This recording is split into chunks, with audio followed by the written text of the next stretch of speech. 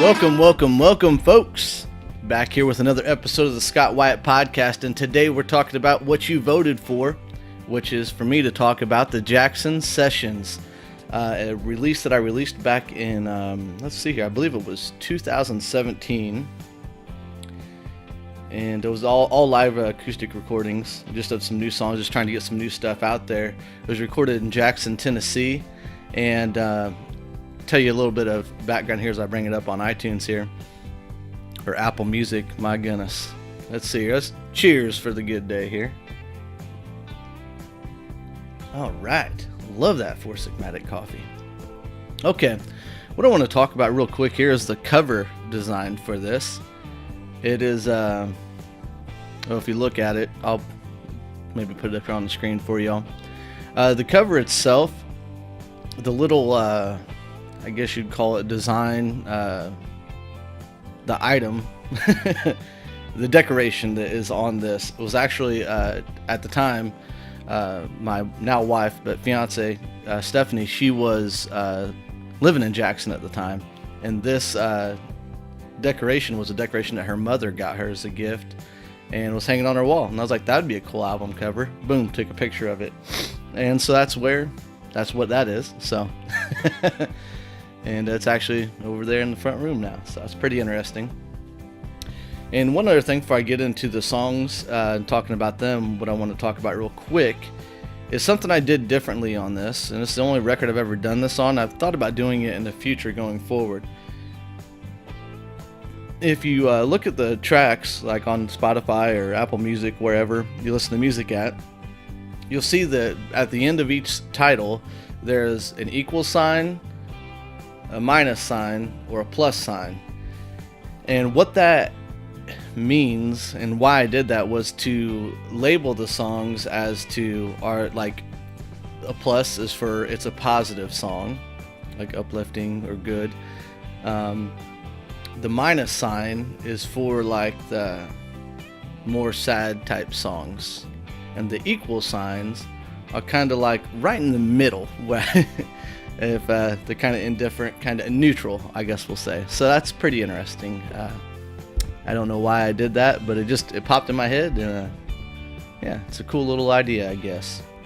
So anyways, I'm gonna run through these songs real quick and kind of talk about them one by one real quick. The first track is called Never Wanted to Grow Old. I actually wrote that in Jackson, and it was in the middle. I started it late at night, probably around midnight, I believe I wrote that one night. And yeah, that's the lead off track there, and it's basically a song about well, the hook line is, I never wanted to grow old until I met you. So it's just a love song, folks. So I hope you check it out and dig it if you haven't checked it out yet. And the next song is kind of following that same theme. It's called Bear My Last Name. It's about, going through a relationship, and hopefully somebody will want to take your last name, because it's not an easy thing to do.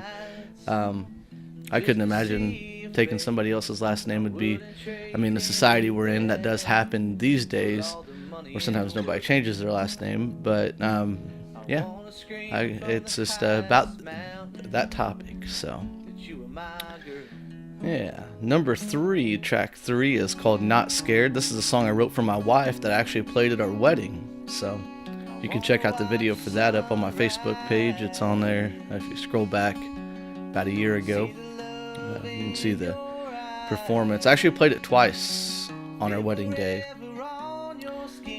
Before we got married, me and my wife's brother snuck into the church where we were going to have the ceremony at, and he recorded me playing the song there before anybody got there up on the stage of the church.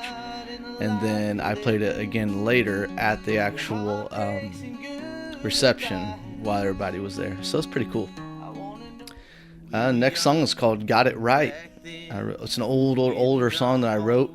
Another thing I want to say about this album specifically is a lot of these songs I put on here were songs I was probably never ever going to release. So I was like, let's just put them all in a bunch and throw them out there. So end up releasing them all. Got It Right is basically a song I wrote probably back in 2013, and it's one I've always kind of dug the story. It's about like starting out poor, basically, broke as a couple, and then making it through and getting it right. And it's a pretty neat little story if y'all check it out. The next one up is called More Like You, track number 5. This is probably the most upbeat song. If you're checking this album out for the first time, there's not a whole bunch of upbeat songs. It's more of a kind of a singer-songwriter type record here. But More Like You is a bluesy tune, and I wrote that one back in 2014 or 15, somewhere around that time frame. And it's got some hand claps in it, so you got to check that one out. Next one is called 3 Chords and the Truth. And if you look back on my YouTube page, I believe I wrote this one back in 2012, maybe? Yeah, I would say 2012, 13, 14, in that range. Basically, it's about like just two people being together and it not being able to work out because basically they're too different, that was lyrically, that was probably one of my favorite songs I've written at the time. Yeah. And this next one, track number 7, I cannot remember who it was. It's escaping me for the life of me. But anyways, I was out one night in Nashville with a couple people, and we were talking about kind of like what we've always wanted to be, growing up. And I was talking about how I always wanted to be a professional wrestler. Oops, sorry about that. Hence all the wrestling stuff. I'm a big wrestling fan. Also wearing the Bullet Club shirt, even though that they're kind of splitting up and doing their own thing with the AEW, but Bullet Club's still rolling in New Japan. But anyway, that's a side note. But yeah, I didn't pursue being a wrestler because I just wasn't big enough and too short. So music is my other passion, and that's what I do, and I love it.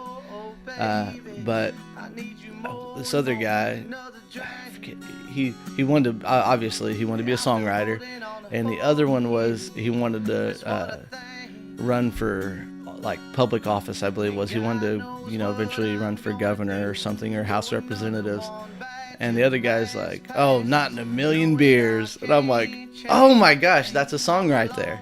And so I turned it into a breakup song. So yeah, so that's a little story behind Not in a Million Beers.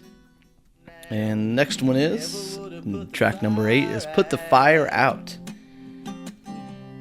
And this is just kind of another reminisce type song where you kind of go back to the story of falling for somebody, and yeah, it's pretty straightforward.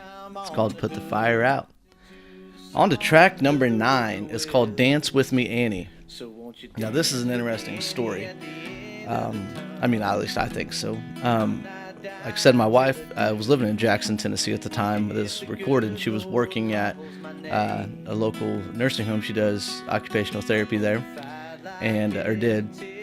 And I would always go visit her and all the ladies there that worked there. And I met this guy there that was doing therapy. And he's like, hey, come back to my room. I want to show you a couple pictures of some cars that I built and worked on and different things. And I was like, okay.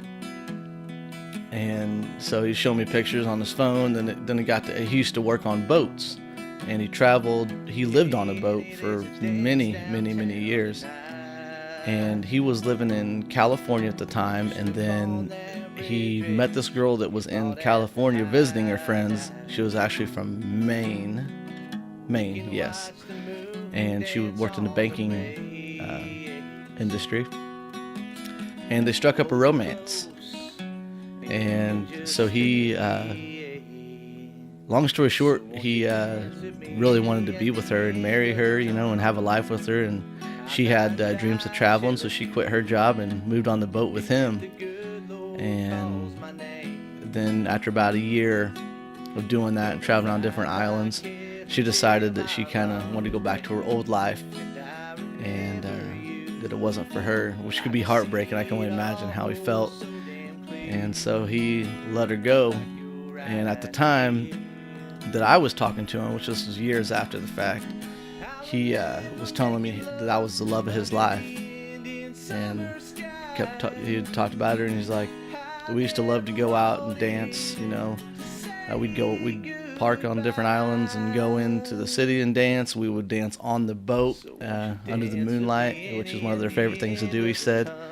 And at this point, he had some pretty extreme diagnosis and wasn't doing too well. And he said, you know, all I want to do is just dance with her one more time. And her name was Annie. And I literally went back to my wife's apartment at the time and wrote this song, you know, kind of from the story that he told me. It's called Dance With Me, Annie. And the next one is number 10, Roots. It's about picking up a hitchhiker. And yeah, you have to check out that story. It's a pretty fun one. But yeah, it's about picking up a hitchhiker, basically. And he's trying to get back to his hometown, basically, because he kind of regretted leaving. So it's pretty straight to the point there. And number 11 is On the Other Side. It's probably the saddest song I've ever written.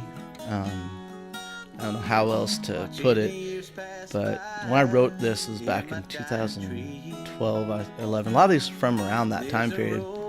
And I remember just feeling pretty bad at the time about a situation that was going on, and that's what kind of led to the song being written. And then, boom, we go on to the last track number 12, I Got Over You. It's pretty straightforward, and it talks about, you know, just collecting all the different things that and memories, whether the intangible things that attach you to a person, and just getting rid of them and getting over somebody. And that's kind of powerful in that sense. So yeah, that's what I got for the Jackson Sessions. This is a short episode. I'll be back next week with a brand new one as well. So thank y'all for subscribing here on YouTube, or if you're watching us on Facebook, for following along.